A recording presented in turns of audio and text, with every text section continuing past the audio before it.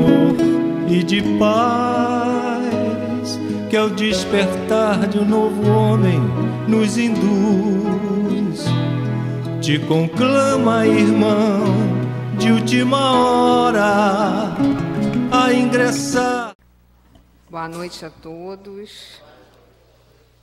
Que bom, né, que nós estamos aqui reunidos, tendo a oportunidade de refletir mais um pouquinho sobre o Evangelho do Cristo à luz dessa doutrina, né, que com certeza tanto nos tem esclarecido, nos tem ajudado nessa nossa jornada.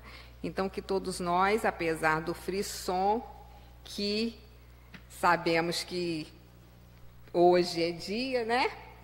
Mas que a gente possa, nesse momento, se tranquilizar, né? Aproveitar essas vibrações dessa casa para mais uma oportunidade, para mais um momento de reflexão. Então, como Djanira falou, a gente está começando o capítulo 25, Buscai e achareis. E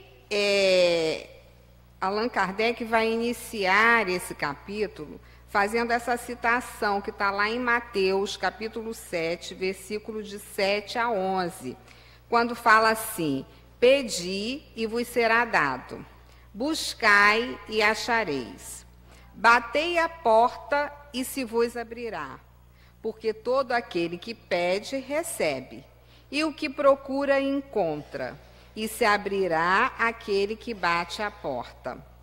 Qual é o homem dentre vós que dá uma pedra ao filho que lhe pede um pão? Ou se lhe pedir um peixe, dar-lhe-á uma serpente? Ora, se vós, sendo maus como sois, sabeis dar boas coisas aos vossos filhos, com mais forte razão, vosso Pai que está nos céus dará os verdadeiros bens àquele que os pedirem. Então, quando a gente pensa nessa passagem, né, pedir e vos será dado, a gente lembra de uma história que, de repente, eu até já mencionei aqui, mas que realmente é a história que exemplifica muito essa passagem. Porque conta-se que um sábio caminhava com seus discípulos por uma estrada lamacenta e meio deserta, quando encontraram um homem ajoelhado, e ele pedia, rogava a Deus que o auxiliasse a tirar o carro do atoleiro. O sábio olhou, os discípulos olharam, mas o sábio fez uma indicação de continuarem a caminhada. E se foram. Alguns quilômetros adiante, havia um outro homem que tinha o carro igualmente atolado no lodaçal. Esse, porém, esbravejava, reclamava, mas tentava com todo o empenho tirar o carro, liberar aquele veículo. Então, o sábio, comovido, né, pediu que os discípulos, que todos ajudassem aquele homem a tirar o carro, e assim foi feito. Todos ajudaram, ele conseguiu tirar o carro e seguiu adiante. É óbvio que todos os discípulos ficaram meio surpresos com a atitude do sábio. E um deles perguntou: Senhor, o primeiro homem orava fervoroso e nós não o ajudamos. Este, que parecia rebelde e até praguejava, recebeu o nosso apoio. Por quê? Então o sábio respondeu: aquele que orava ajoelhado aguardava que Deus viesse fazer a tarefa que a ele competia. O outro, embora desesperado e mais por ignorância, empenhava-se em resolver, merecendo assim o nosso auxílio. Então, essa história, ela exemplifica muito esse capítulo. Ajuda-te que o céu te ajudará. E só com essa história a gente podia até né, dar uma pausa, porque a gente já tinha uma exemplificação em mente. Só que a gente tem muitas outras coisas a refletir sobre isso, né? Por quê? Porque é fundamental, e com a doutrina espírita, a gente vai adquirindo a noção que todos nós estamos na Terra para cumprir um determinado programa, o programa da nossa existência, o programa do nosso aperfeiçoamento. E não foi sem sentido que o Criador nos colocou aqui, nos trouxesse aqui, e que para que passássemos por tantas experiências, né, sem que tivéssemos que nos esforçar, sem que tivéssemos que fazer a nossa parte. Então, o Evangelho hoje nos diz que, sob o ponto de vista terrestre, a máxima buscai e achareis é bem análoga a esta: ajuda-te, que o céu te ajudará. É o princípio da lei do trabalho, né? E, por consequência, do progresso. Porque o progresso advém do trabalho. O progresso é filho do trabalho. E quando a gente está falando em trabalho, a gente está falando de qualquer movimento em que usamos as nossas forças, sejam físicas ou sejam intelectuais, para realizar alguma coisa. Estamos falando aqui do trabalho num sentido muito mais amplo, né?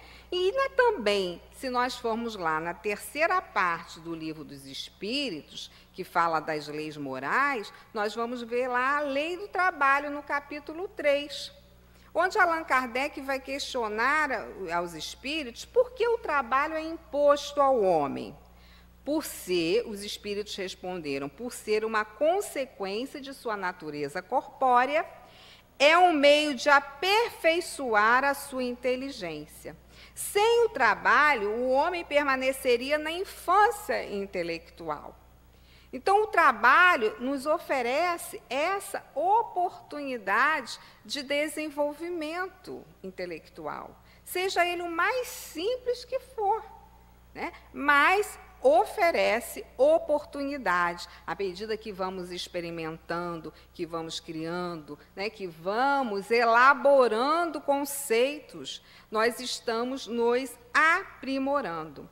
Então, nos dois casos da história em que eu iniciei a nossa reflexão da noite, a situação era a mesma. Os dois homens ficaram com o carro preso, com os carros presos no atoleiro, né? Um ajoelhou-se e começou a rezar, literalmente esperando que um milagre acontecesse. O outro, mesmo, né, ainda sem grandes possibilidades, tentou fazer alguma coisa, procurar um objeto, imaginemos várias coisas, mas se movimentou para que pudesse fazer algo. Então, essa é a grande diferença, né? E qual é a nossa reflexão? Qual é o alerta que essa mensagem nos deixa? Que muitas vezes nós agimos como o primeiro homem lá da estrada, onde nós pedimos, mas nós, na verdade, não realizamos. Não buscamos, nós terceirizamos. Né? Fulano vai me ajudar. Quando a pessoa está encarnada, né? Eu tenho a minha mãe, eu tenho meu pai, eu tenho meus amigos, eles vão me ajudar, eles precisam. Às vezes a gente vê até isso, eles precisam me ajudar, não é? Com uma ênfase terrível. Se a gente for católico, a gente vai dizer os santos, né? A gente apela para os santos. Se a gente é espírita, a gente apela para os espíritos, né? Os espíritos precisam me ajudar. Então, a gente precisa ter o cuidado com essa terceirização, porque, na verdade, o auxílio, como o Cristo coloca, ele vem até nós. O auxílio sempre vem até nós. Mas se faz necessário que a gente faça algum movimento, que a gente faça alguma coisa, porque nada vai cair do céu. Nada vai vir sem que haja um esforço, né? E essa palavra esforço, às vezes, ela assusta um pouco. Né? Parece que é uma coisa muito difícil, muito pesada. Vamos exemplificar, né? Para os amantes das viagens, pessoas que gostam de viajar como eu. Se eu quero empreender uma viagem e eu não tenho muitos recursos, não sou rico, né? Mas eu posso viajar. Porém, isso vai exigir de mim um planejamento, né? Eu vou precisar estudar bem os meus recursos, eu vou precisar renunciar a determinadas coisas para tirar daqui e botar ali. Né? A logística vai ser bastante diferente daquele que é rico, por exemplo, que ele dormiu pensando, amanhã eu vou em Nova York, e ele vai. Amanhã ele vai em Nova York, porque ele tem as condições para isso. Mas a gente também pode ir. Só que a dinâmica vai ser um pouco diferenciada, porque a gente não vai tão rápido, né? Às vezes são anos de planejamento, e a gente vai fazer todo um trabalho, né, de gerenciar essa nossa viagem. Mas a gente pode viajar. Só que o trabalho é um pouco maior. O trabalho é diferenciado. Então, quando a gente vê no Instagram da vida e no Facebook aquele amigo, né, professor, que foi lá fazer a grande viagem, a gente fala assim, mas como conseguiu? Conseguiu pelo esforço, pelo trabalho, pelo planejamento, pela disciplina, pelo gerenciamento, conseguiu. Que bom! Mas conseguiu, mas eu não consigo. Se a gente não consegue, alguma coisa está errada no nosso lado. É alguma coisa que a gente precisa mudar. Ou, às vezes, a gente não precisa fazer a mesma viagem. A gente faz uma outra viagem, aquela dentro das nossas possibilidades. Mas a gente consegue, sim. Né? E, a partir do momento que a gente vai se adequando, a gente também vai recebendo os insights, né? A ajuda para aquele empreendimento. Aqui eu estou me reportando a uma coisa material, do campo material. Assim também se dá com as questões, né, do âmbito espiritual. Se eu desejo empreender um trabalho, por exemplo, comecei a estudar o espiritismo, me encantei, quero aprender, quero trabalhar, nossa, mas as dificuldades para a gente começar o estudo vão ser muito grandes. No dia da reunião, no dia do estudo, vai aparecer a visita, eu vou receber o telefonema, só tem médico naquele dia. Várias coisas acontecem que dificultam a nossa permanência naquele estudo ou naquele trabalho de doação. E aí é preciso que haja o quê? O nosso esforço. Estarmos ligados a isso. Bom, é para o meu aprimoramento moral, é para o meu crescimento. Isso vai contribuir muito com a minha vida. Então, eu vou desistir, porque a nossa tendência é desistir.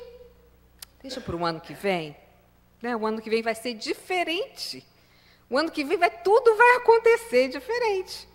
Aí a gente deixa pelo meio do caminho os planejamentos, esperando que no ano que vem vá acontecer de forma diferente. Mas no final do ano a gente recebe umas mensagens, mas tem uma que é linda, maravilhosa. O ano que vem não vai ser diferente se a gente não for diferente. Adoro isso. Né? Das coisas que a gente recebe, essa é a maior verdade. Né? Porque, realmente, se nós não empreendermos, vai ser diferente. Então, os espíritos nos dizem nesse capítulo que ninguém está isento de fazer esforço. Essa coisa que às vezes incomoda, que às vezes tem esse peso do esforço, ninguém está isento. Se eu quero ser um músico, quanto eu tenho que estudar? Eu tenho que conhecer as partituras, as notas musicais, eu tenho que saber manusear um instrumento, eu preciso estudar, eu preciso de ter disciplina, eu preciso, né, de dias e noites naquele objetivo.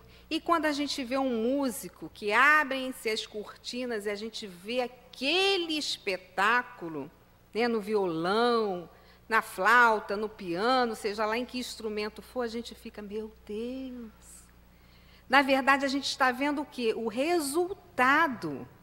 Mas nós ignoramos o esforço daquele cidadão. Quando a gente vê um espetáculo de balé, que particularmente me emociona sempre, né, e a gente vê aquela coisa quase perfeita, aqueles passos, a leveza, né? Aquela coisa doce que encanta, a gente ignora o sacrifício daquelas pessoas.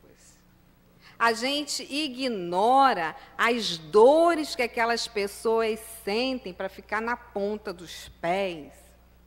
A gente ignora a privação que elas passam, né, de não poder comer determinados alimentos, não poder comer doce. Quando as criancinhas vão para o balé, a professora sempre explica, o doce não é bom. Tem uns que fogem, porque adoram doce, mas tem outros que persistem, né? Então, a gente não tem ideia, muitas vezes, porque a gente está vendo o resultado. Aí eu vou falar, aí vocês podem falar, mas é aqueles que já nascem quase prontos, com aquele dom, né? Que aquele dom vem tão latente nessa encarnação. Mesmo assim, eles não sobem ao palco para uma grande apresentação sem ter tido treinamento, disciplina, foco, mesmo que já tenham o dom. Mesmo até que eles tenham a capacidade de fazê-lo sem o treinamento, mas eles não fazem. Eles passam por todas as etapas que os outros companheiros. Então, nós, muitas vezes, esquecemos dos esforços que competem a nós. E eu acho muito interessante, porque eu sou professora e tenho alunos, né? E no início das aulas, sempre costumo fazer um trabalho de perguntar o que vocês querem ser, né, mais adiante, principalmente porque já estão no ensino médio, a profissão. Aí eles me falam, advogado, né? Quero ser, gostaria muito de fazer publicidade, beleza. Aí, quando você dá a primeira linha do texto para ler, eles pegam e vão para o final. Porque eles não querem ler o enunciado de uma questão. Então, como que a gente alcança alguma coisa se a gente se nega a caminhar no processo? É muito complicado, né? Nós queremos alguma coisa, mas a gente se nega a caminhar passo a passo. Eu queria ser tão inteligente. Gente, o meu vizinho é tão inteligente. Mas o meu vizinho passa noites lendo. Mas eu durmo. Eu vejo novela. Ou estou no Zap. Mas o meu vizinho lê vários livros. Então, quando ele fala, eu quase caio duro, mas como que eu queria ser inteligente?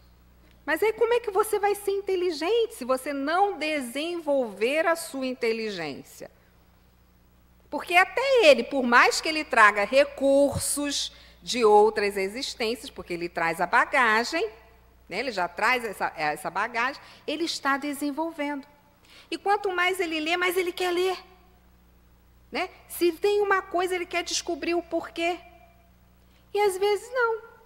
A gente está naquela acomodação, né? Aquela acomodaçãozinha. E há uma história que Haroldo Dutra também contou, que eu achei muito interessante, porque ele falou que um certo cuidador de hortas levou o seu filho para ver o seu trabalho no campo. Andaram mais ou menos uma meia hora e ele mostrou, pediu que o filho prestasse atenção naquela plantação, tá? E no final ele perguntou, meu filho, o que você está vendo aqui? Ué, estou vendo que há hortaliças grandes, hortaliças médias, algumas estão crescendo, algumas estão verdinhas e algumas estão amarelando e morrendo. Aí o cuidador perguntou, o que você aprendeu? Como ele era muito jovem, ele falou, a única coisa que eu aprendi é que algumas verduras estão verdes e outras apodrecendo. Aí o cuidador falou assim, na vida, meu filho, se você não estiver crescendo e aprendendo, você está apodrecendo. Isso é interessante, porque nós estamos aqui para quê? Para crescer e para aprender, né? E se nós não deixamos a estagnação, a inércia tomar conta, a gente paralisa, né? A gente para no meio do caminho. Então, é necessário a gente pensar mais nisso, né? Porque só pessoas com estruturas psicológicas de muito fanatismo vão continuar pensando, não, eu vou fazer aquele concurso sim, mas eu vou fazer, mas os espíritos vão me ajudar. Os espíritos vão me ajudar. Eu acho até que eles vão fazer por mim. A estrutura psicológica fanática, né? E se eu for de outra religião, os santos vão fazer por mim, né? E roga todo dia aqueles santos. Então, a gente não entende bem como é que é o mecanismo dessa ajuda, né? A gente pede, mas a gente não bate. A gente pede e espera que caia de preferência assim direto, em cima, né? Porque até para fazer assim, às vezes complica.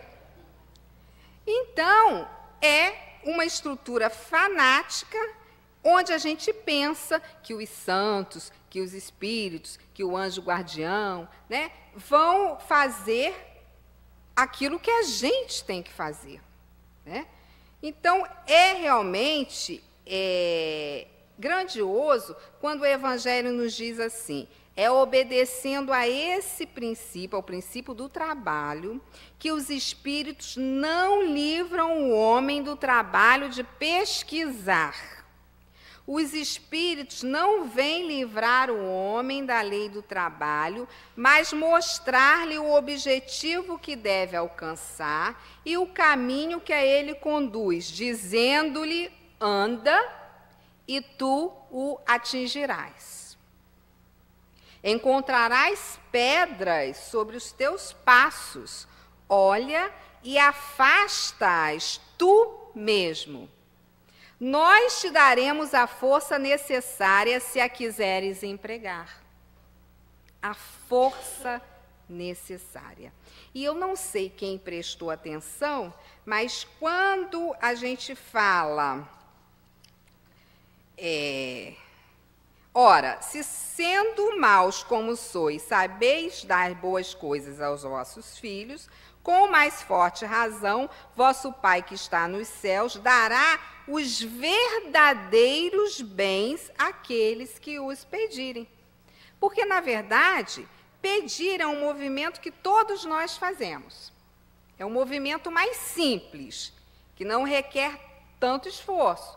Todos nós pedimos. Mas, o que nós pedimos? Como é que nós pedimos? E qual é o movimento que a gente faz em relação ao nosso pedido? Tudo isso tem que ser pensado, né? A gente pode pedir muitas coisas, mas nos será dado no caso do concurso que eu citei. Cara, um concurso importante, estudei pra caramba. Foram noites de estudo. Estou com a matéria na cabeça, estou sabendo. Deixei a balada por um tempo, porque o meu objetivo o meu foco era o concurso. Só que o meu emocional, que também precisa ser trabalhado, às vezes não é trabalhado e pode dar um branco. Eu saber tudo e no dia da prova dar um branco. Como é que os espíritos vão nos ajudar se a gente está buscando a conexão? Eles vão dar a resposta da prova? Não. Mas eles vão tentar nos acalmar, nos equilibrar, fazer com que não dê aquela dor de barriga tão grande, aquele branco. Eles podem nos auxiliar amparando o nosso emocional, se nós estivermos buscando essa conexão, esse auxílio realmente. É o ônibus que pode atrasar e que a gente pode receber aquele amparo para que tudo ocorra tranquilo. Então, nós vamos sempre tendo um amparo. Só que muitas vezes nós não conseguimos entender como é esse amparo. Então aí a gente fica, cara, rezo, nada melhora. A gente está rezando errado. Rezando erradinho, hein? Porque nós temos um Pai de misericórdia. Será que a gente está rezando assim, Senhor, tira essa enfermidade da minha vida? Será que é essa a nossa oração? Senhor, afasta de mim essa doença. Afasta de mim esse ser que me incomoda. Será que é esse o pedido que a gente faz? Ou será que nós estamos pensando nos verdadeiros bens? Senhor, me ajude a ter paciência, a ter compreensão para enfrentar essa doença, né? Ilumine os médicos, aqueles que estão me assistindo, para que eu possa encontrar um caminho, para que eu possa não reclamar, para que eu possa compreender mais, para que eu possa ter mais resignação. Isso não é gostar do sofrimento, amar o sofrimento, mas é o entendimento de que ele faz parte, todas as provas, o carro no atoleiro que nós falamos no início, né, que iniciamos, faz parte, esse atoleiro faz parte da nossa caminhada. Não tem jeito, porque nós estamos ainda no mundo de provas e expiações. Né? No mundo onde precisamos muita coisa desenvolver. Então, o ato de pedir, como a gente tinha falado, às vezes não indica muito esforço, porque a gente pede, é simples, né? A gente pede. Já em relação ao buscar e ao bater, a dinâmica é diferenciada, porque isso aí já é o que o Cristo queria? Nos impulsionar a um movimento, a uma ação. Não é para ficar no sofá. E hoje em dia a tecnologia não nos impulsiona ao movimento, né?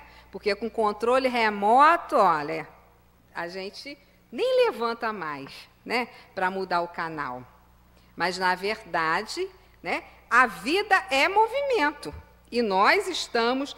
Todos nós, quando nós fazemos um movimento de mudança, nós somos auxiliados. Porque, como nos disse lá no início, se nós somos ainda imperfeitos e conseguimos dar boas coisas aos nossos filhos, que dirá o Deus misericordioso de amor? Ele, então, nos envolve a todo momento. Só não faz por nós, mas nos envolve. Os recursos vêm de todos os lados, né? E ele nos alerta. Os verdadeiros, temos que ter atenção com aquilo que pedimos, com esses verdadeiros bens. Então, a gente também lembra, quando a gente fala em movimento, né, de sair da estagnação, a gente lembra de uma passagem que está lá em Marcos, no capítulo 2, versículos de 3 a 12, que vocês já ouviram, que trata a história do paralítico de Cafarnaum. E a gente aprimorou muito esse estudo quando a gente começou a fazer o estudo aprofundado da doutrina espírita, né, e que aqui tem todos os ensinos e parábolas de Jesus de uma forma assim, mais aprofundada. Então, o que Marcos conta nessa narração do capítulo 2, versículos 3 a 12. Ele diz que vieram ter com ele, com Jesus. Jesus se encontrava em casa de Simão e a multidão sofredora era imensa.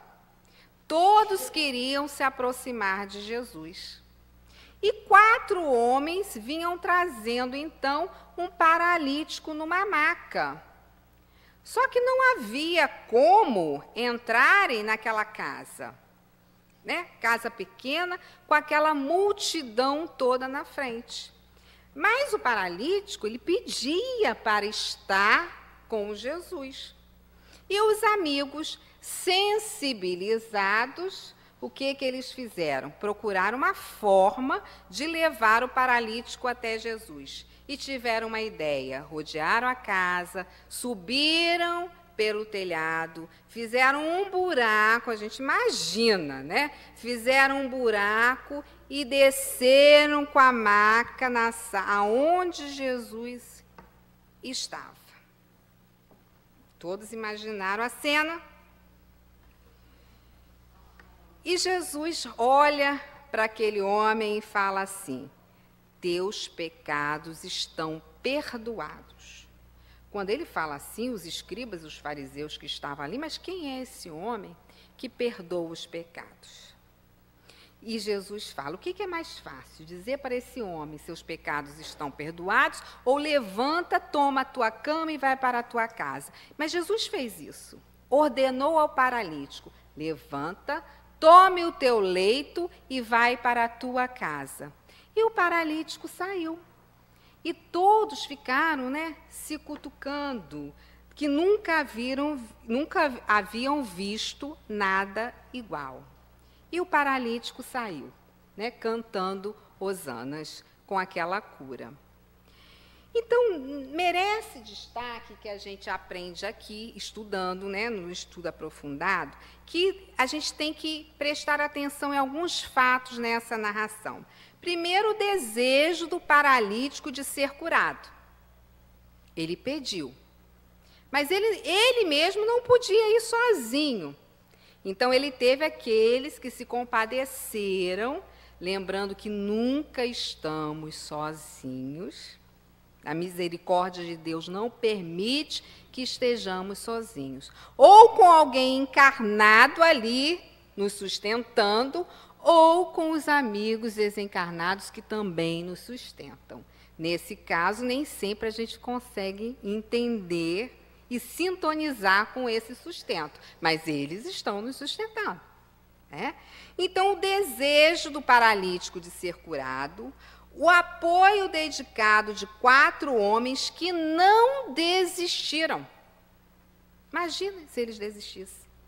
Eles não pediram, mas eles bateram, eles buscaram e a porta se abriu, porque eles conseguiram levar o homem até Jesus, né? E as dificuldades?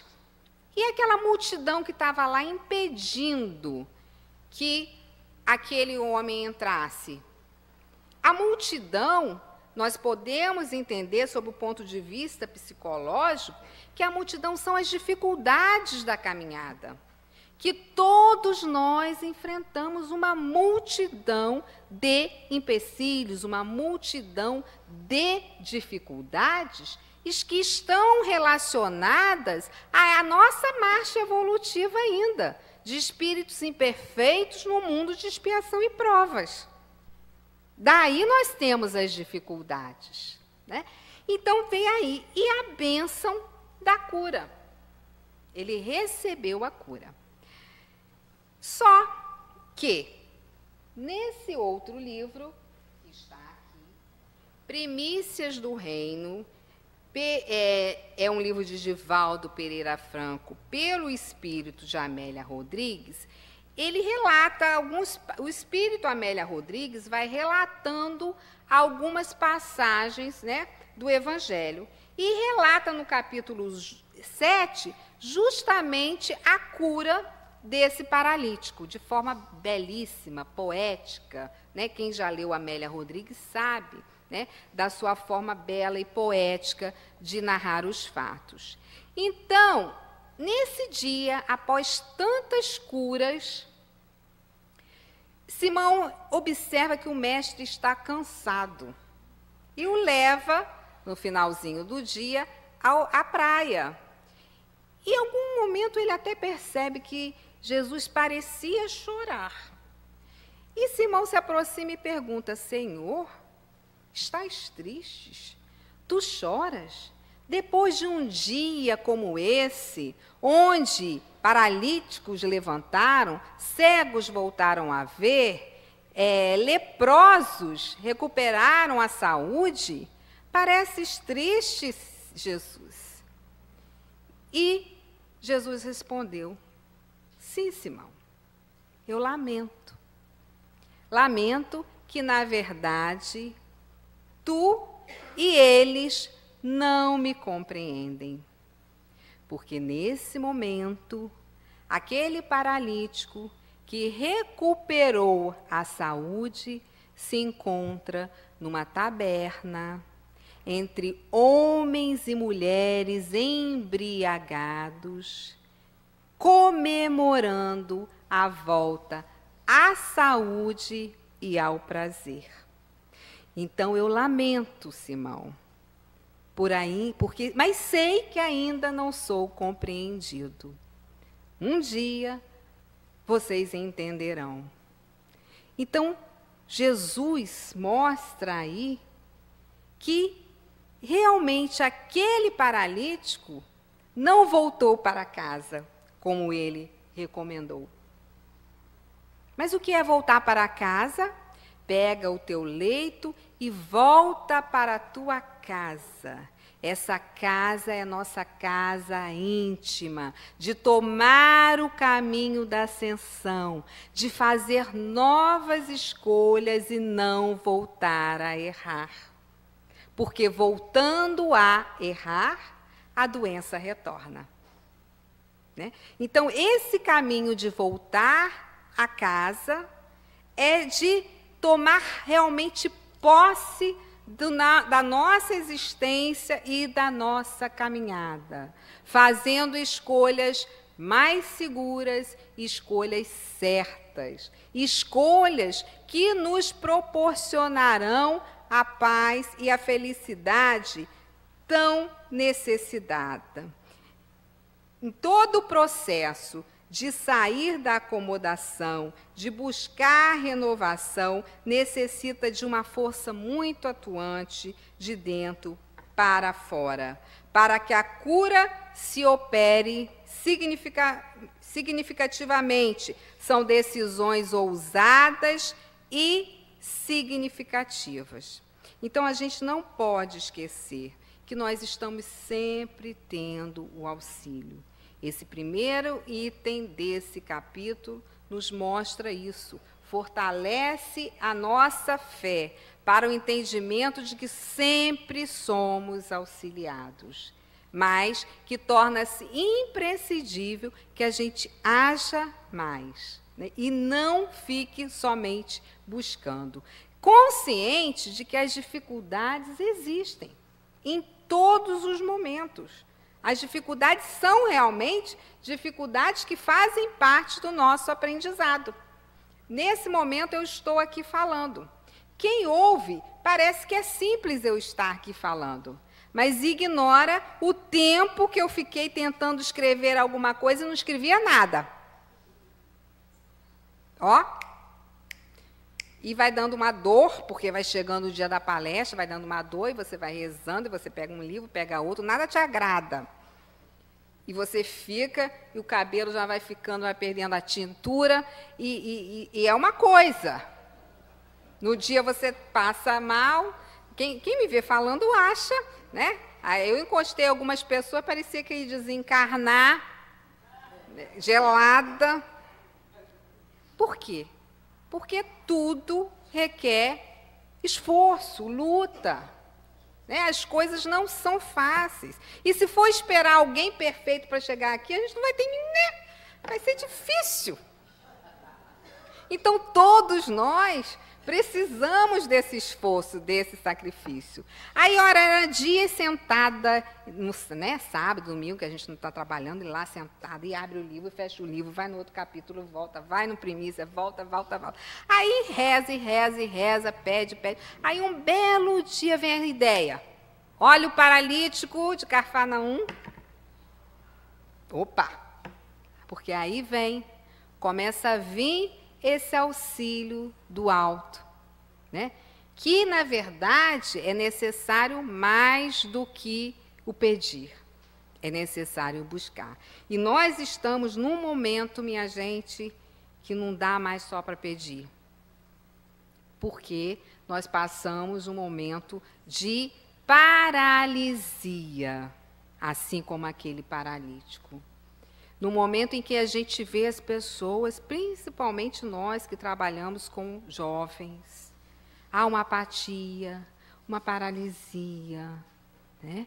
E que nós precisamos sacudir, que nós precisamos ter em mente que esse momento é valiosíssimo na nossa existência e que daqui a pouco nós estamos indo. Tchau. Ele é rápido também, né? Daqui a pouco nós estamos indo com a nossa malinha. O que nós vamos levar na nossa malinha? Os livros que lemos, as horas que passamos pesquisando, né? As relações que nós desenvolvemos com os outros. Passa rápido. Então, assim, Emmanuel, no livro da Esperança, ele fala assim: com o auxílio de Deus, será possível transformar o nosso mundo íntimo e o mundo exterior. No entanto, isso apenas acontecerá com o nosso movimento sincero de buscar, de bater, ajudar-nos para que o céu nos ajude. Então, que Jesus abençoe a todos nós, nos nossos propósitos de crescimento, né? De que possamos estar lutando, vendo esses espinhos da nossa caminhada como oportunidades de amadurecimento. Que o Senhor nos abençoe, nos ajude agora e sempre.